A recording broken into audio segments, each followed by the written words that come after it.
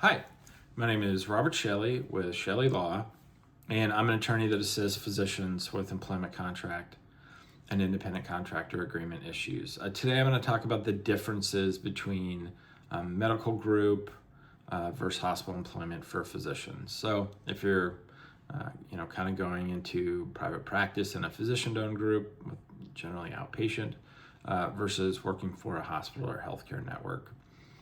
So first, compensation is probably the biggest difference between the two. Now, obviously, if you just get paid a straight base salary, it doesn't matter where you work, it's the same anywhere. But if you're on some kind of productivity, either productivity incentives where you'll get bonused, or perhaps you're paid purely on your productivity, they do differ between the two. If you're a hospital or healthcare network employed, even if you're in private practice, maybe you're just like in family medicine working for a healthcare network, if there is any kind of bonus or productivity measure, they'll generally measure it via RVUs.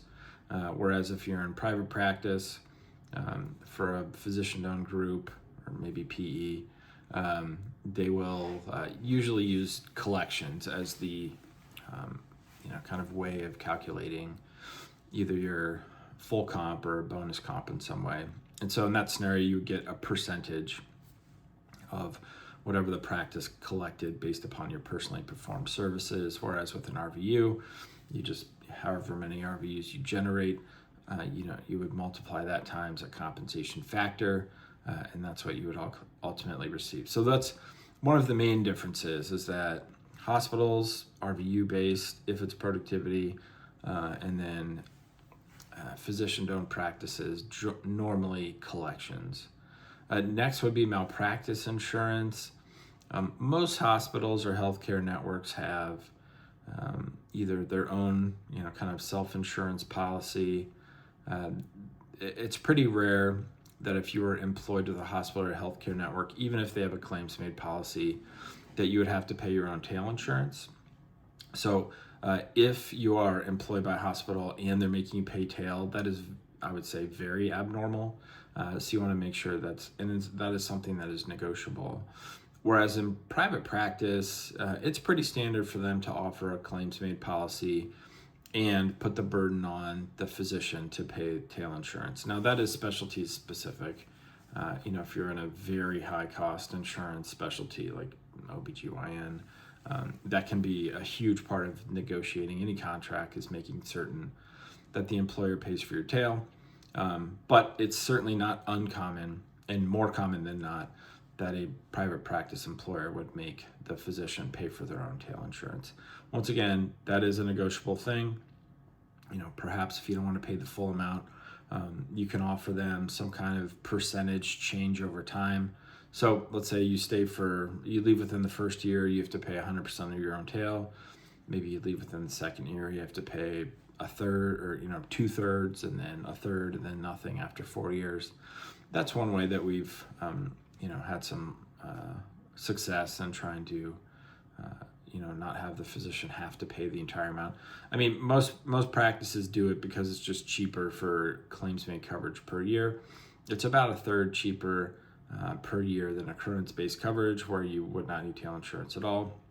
And so a third cheaper per year, and they put the burden on the employee to pay tail, and it could be a significant cost savings for them, and that's why they do it. Next would be benefits. So usually if you're with a hospital or healthcare network, their benefits are pretty good. They have so many employees, they have better leverage to negotiate better health insurance or dental, vision, life, retirement, disability, all that kind of stuff. Whereas it's kind of hit or miss for private practice. There are some practices that don't offer any of those things. Now, once again, this is negotiable, but if you're going into a private, maybe just like a 2 or 3 physician practice, and they don't offer many of those things, they're not just going to create a benefits program just for you. So that's one thing to keep in mind. Certainly, one of the downsides of working in private practice is usually the benefits are, not as great. Now, obviously, there's a long-term upside generally if you are private practice. Potential for ownership is always there, some kind of partnership, other ancillary sources of income. Perhaps you're,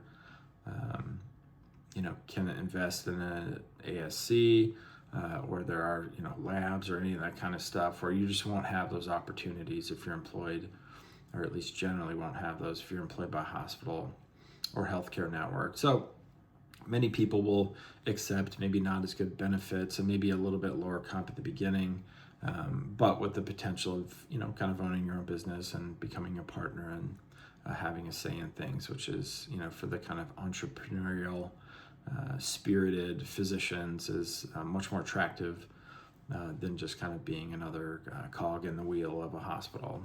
So those are some differences between being employed by a medical group versus a hospital. If you have any questions about an employment contract or an independent contractor agreement, feel free to contact my law firm. Our information is listed below in the description, and I appreciate you watching the video. All right, thanks.